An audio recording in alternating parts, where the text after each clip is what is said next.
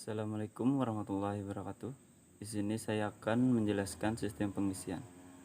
Yang pertama saya akan menjelaskan sistem pengisian kunci kontak on mesin mati.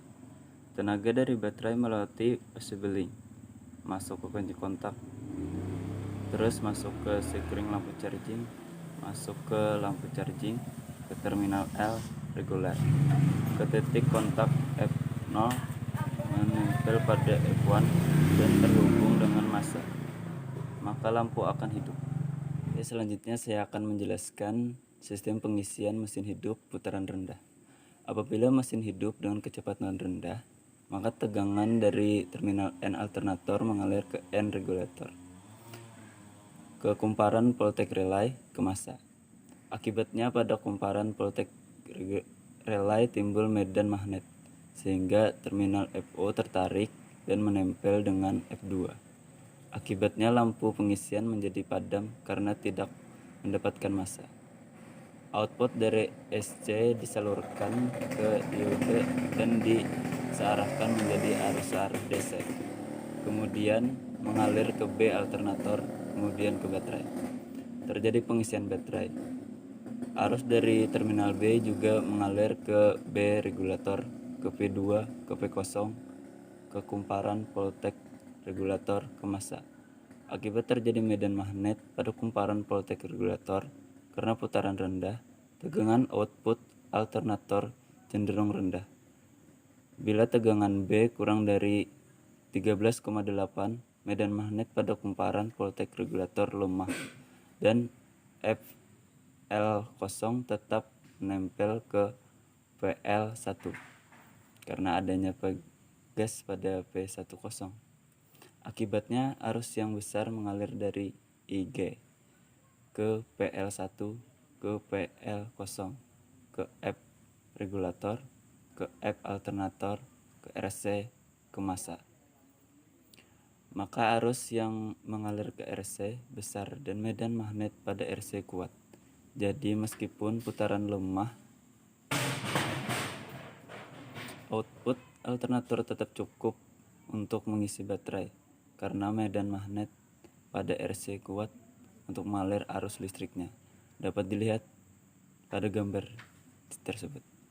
Selanjutnya saya akan menjelaskan sistem pengisian mesin hidup putaran sedang. Bila putaran mesin naik menjadi putaran sedang, maka tegangan output alternator di terminal B akan naik juga dan arusnya mengalir ke B regulator, ke V2, ke V0, ke kumparan voltage regulator, ke massa. Akibat medan magnet pada kumparan voltage regulator menjadi makin kuat dan menarik FL0 sehingga lepas dari PL1. Akibatnya arus dari B alternator mengalir ke IG, ke resistor, ke F regulator, ke F alternator, ke RC, ke massa. Kemagnetan pada RC melemah karena arus melewati resistor.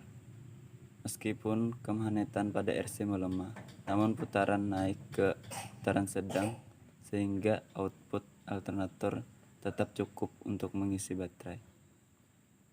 Tegangannya antara 13,8 sampai 14,8 volt. Untuk aliran arus listriknya dapat dilihat pada gambar di bawah atau yang tertera di layar. Saya akan menjelaskan sistem pengisian mesin hidup putaran tinggi. Bila putaran naik menjadi putaran tinggi, maka tegangan output pada terminal B alternator akan cenderung makin tinggi. Bila tegangan tersebut lebih dari 14,8 volt, maka kemagnetan pada kumparan voltage regulator semakin kuat, sehingga kontak FL0 tertarik dan menempel dengan FL2. Akibatnya, arus yang berasal dari IG mengalir ke R, ke FL0, ke FL2, ke massa, tidak mengalir ke RC. Hal ini menyebabkan medan magnet pada RC drop.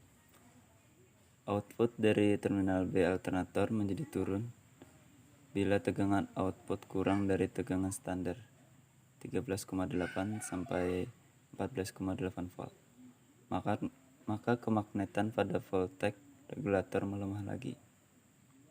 sehingga FL0 lepas lagi dari FL2. Arus dari IG ke R kembali mengalir ke RC ke massa, sehingga medan magnet pada RC kembali menguat, sehingga tegangan output alternator naik lagi.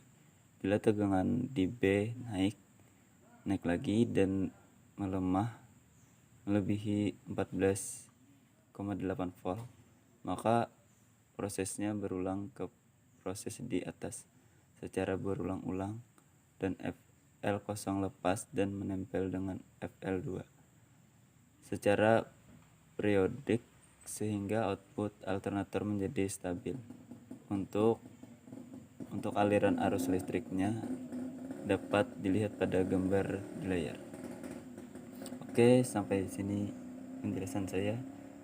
Kurang lebihnya mohon dimaklumi. Assalamualaikum warahmatullahi wabarakatuh.